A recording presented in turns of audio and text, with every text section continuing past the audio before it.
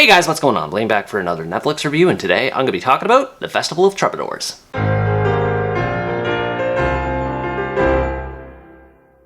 The Festival of Troubadours is a Turkish drama that tells the story of Yusuf, a lawyer who lives life as usual when he's unexpectedly visited by his musician father Havzali, whom he hasn't seen in decades. This triggers a wave of long repressed memories as a result of his father's absence. Yusuf learns that his father is sick and doesn't have much time to live, after which his father informs him that he wants to travel to a music festival hosted by his fellow troubadours. The two set off on a long journey to attend the festival as the two work on restoring the relationship in the process. This is one of those slow burn types of dramas that takes a while to get going, and while its slowness can drag it down at times, I found myself impressed by its emotional storyline. Its deep characters and musical background did a great job at conveying a story about a broken family trying to repair itself before time runs out. The main character, Yusuf, appears bland at first glance, but he starts to unravel his layers as he spends more time with his father. It was interesting to see him be depicted as a man who seems to have moved on with his life, yet he clearly still carries around some form of resentment over his lack of a proper upbringing. Although he still loves his father, he also remains bitter toward him for being abandoned at an early age. He goes through a range of complicated emotions, all of which are believable, and seeing him try to work his way through his pain and make sense of his father's actions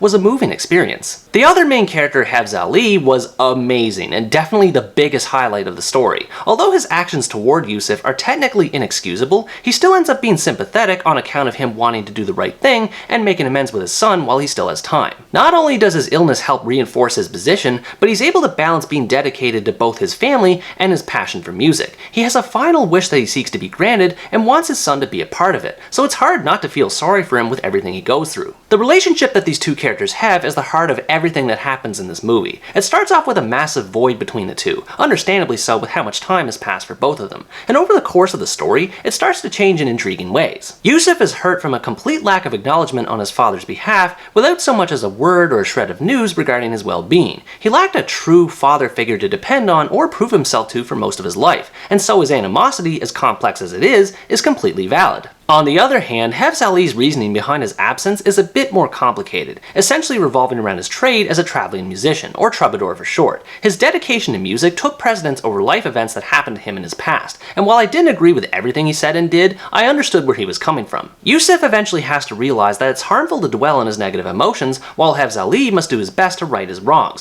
While these two try to work past their differences, the resolution they come to doesn't work in the way one might expect, and honestly, I think that's what's so great about it. It shows how much of an effect time can have on relationships, especially significant amounts of it, and that it can be difficult to open up and solve severe issues in them. Most movies would go for a more optimistic approach for this kind of topic, but this one is surprisingly realistic and grounded with how it handles said topic. It makes sense as to why the rift between them is so hard to close, as so much time has passed that the two are vastly different people from how either one remembers the other. The movie does a great job emphasizing that it's okay if some problems are never fully solved, but also that as long as everyone works to improve things, then they'll at least be in a better place than they were before. Due to the heaviness of this movie's story, it's quite slow and pensive in nature, which for the most part is very much appreciated. It takes its time digesting things that happen in its scenes and doesn't have a ton of dialogue, which allows the audience to take in everything that the characters are feeling and experiencing. Visual clues are given throughout the story to provide context behind character actions, the most notable of which are pseudo-flashbacks of a young Yusuf spending time with his father.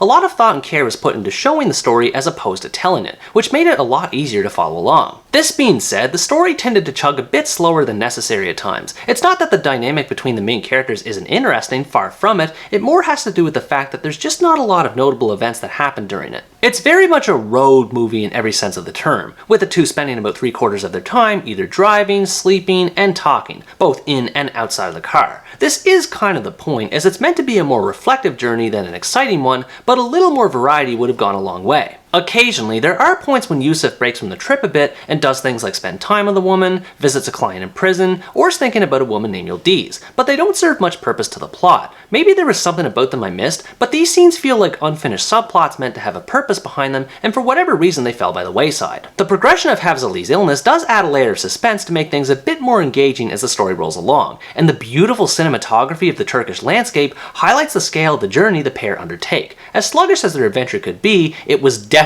a gorgeous one. The way music is used in this movie was probably its strongest aspect apart from how the father-son relationship is portrayed. Havzali sings and performs his songs as a way of apologizing and atoning for his misgivings, while Yusuf and other characters are left to interpret his lyrics and make out of them what they will. These little scenes where Hevzeli plays his saz and sings his heart out with his fellow troubadours are some of the best scenes in the entire movie, and I don't think I have to comment on how well done the festival is once it's revealed. The music contributes to the melancholy of the story and makes its themes that much more resonant. These themes observe the concepts of forgiveness, fatherhood, and the fragility of life, especially when time compounds on top of everything. The movie underscores the point that one must own up to their mistakes no matter how big or small, and make the most of the time they have left to live. And this is a positive message I can get behind wholeheartedly. Overall, the Festival of Troubadours is a great drama exploring the effects that time has on relationships and gives its audience plenty of time to take in its sights and sounds. If you like dramas that are quite thoughtful in nature and you don't mind slow pacing, I think you definitely enjoy watching this one. It has its issues with lack of variety in locations and otherwise interesting events, but the contemplative dynamic of the main characters and its themes make it a compelling story, and one that will give pause for its viewers to think and maybe rethink how they approach relationships with others. What did you think about this movie? Did you enjoy the voyage the main characters took part in, or did you find it to be a bit boring? Let me know in the comments below. Anyways guys, that's going to wrap up my review of the Festival of Troubadours. Thanks for watching this video, I hope you enjoyed it, and as always stay tuned for the next part, where next time I review the Swedish romantic drama, Diorama.